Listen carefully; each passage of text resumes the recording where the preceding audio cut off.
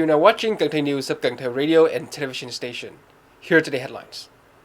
As the 41st National Assembly Standing Committee session concluded, National Assembly Chairman Thanh emphasized coordination between reviewing and drafting bodies and pledged support in resolving discrepancies.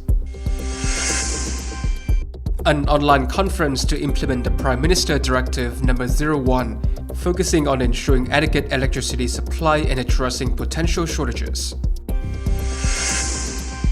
A conference reviewing 2024 propaganda and education efforts and outlining 2025 tasks. Top news today.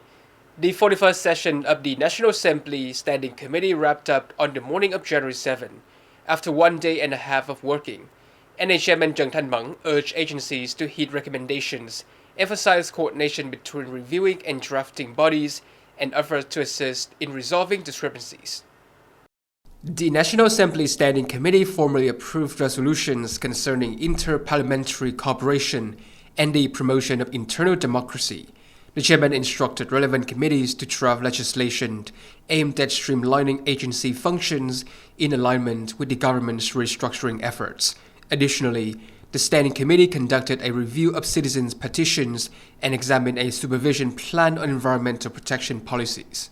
Preparations for the forthcoming extraordinary session were highlighted, with a particular focus on prioritizing legal reforms to advance the streamlining of government operations. The chairman called on government to accelerate its legislative proposals and emphasized the need for effective coordination among agencies. National Assembly agencies were specifically tasked with monitoring progress, conducting thorough reviews, and prioritizing the implementation of Resolution 18, adhering to strict deadlines for project submissions. Furthermore, the chairman stressed the necessity of comprehensive preparations for significant upcoming events, including key parliamentary forums such as the Francophone Parliamentary Forum, scheduled to take place in Cần Thơ City. He urged all agencies to approach these responsibilities with the utmost dedication and a sense of urgency. The Ministry of Industry and Trade held an online conference on the afternoon of January 7 to implement Prime Minister Directive No. 01 on ensuring adequate electricity supply. This directive focuses on addressing potential electricity shortages during peak periods in 2025 and the coming years.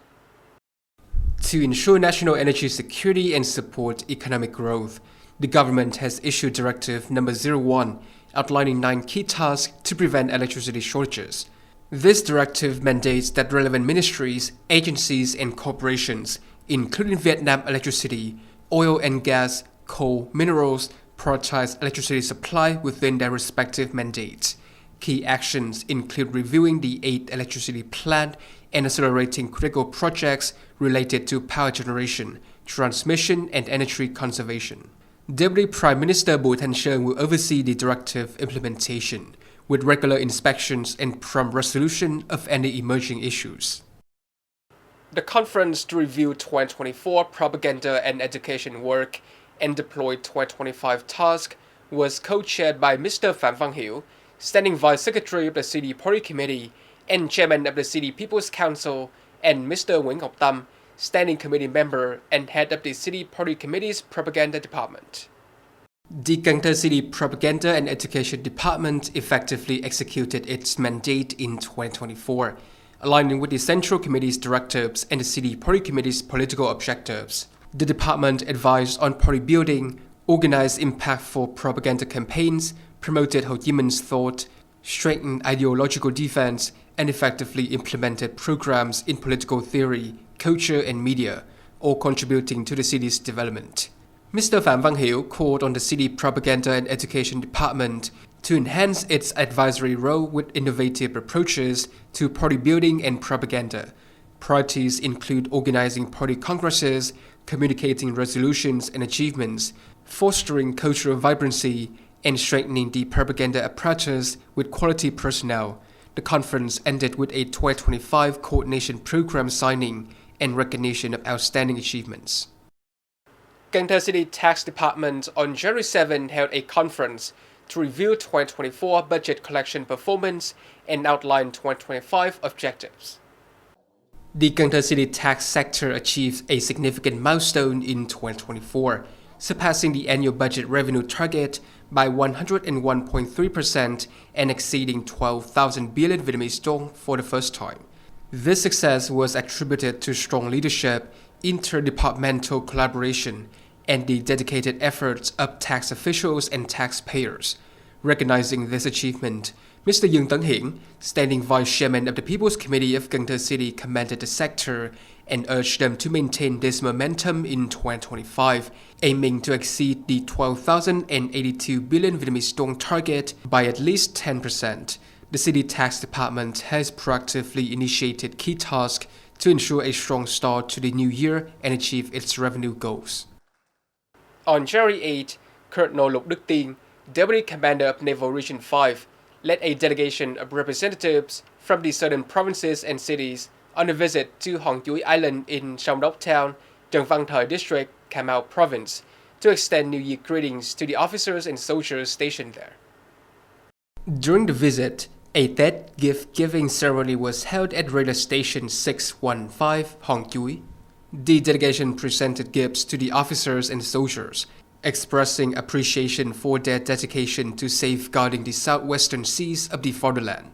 This gesture not only demonstrated the concern of various organizations and individuals, but also conveyed gratitude for their selfless sacrifices. The visit served to strengthen the bond between the military and the people, encouraging the officers and soldiers to successfully fulfill their duties in protecting the sea and the islands, thereby upholding national territorial integrity. Notably, an art troupe from Cần Thơ City contributed to a joyful and heartwarming atmosphere for the soldiers as they prepare for the upcoming Lunar New Year. On January 7, Cần Thơ City Military Headquarters convened a meeting to approve the detailed script for the closing ceremony of the 2025 Military Civilian Tết Festival. Colonel Huỳnh Văn Hùng, member of the City Party Committee Standing Committee, commander of the military headquarters, and deputy head of the Military Civilian Tết Steering Committee, presided over the meeting.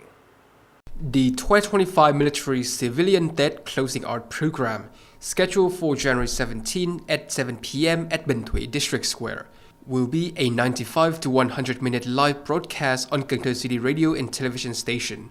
The program will include New Year's greetings, a Tết activity summary, award presentations, and performances celebrating national values. A review of the draft script emphasized the importance of song selection, refined remarks, smooth transitions, and visually impactful LED display. In his concluding remarks, Colonel Huỳnh Văn Hùng expressed appreciation for the feedback received and, given the approaching date of the event, urged all relevant units to coordinate proactively and diligently to finalize every detail and ensure the program's resounding success.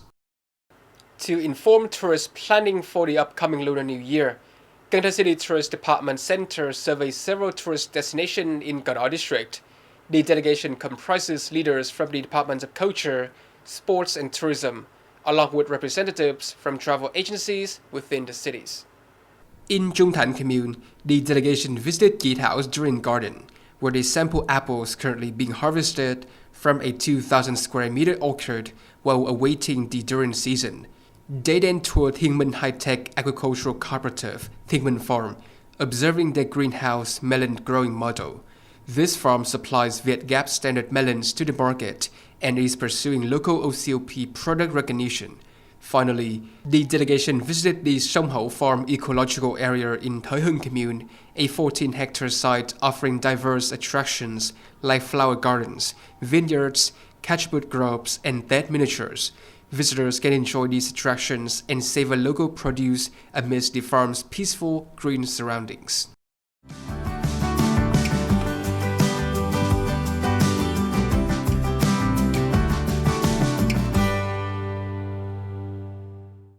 Coming up next is the weather forecast.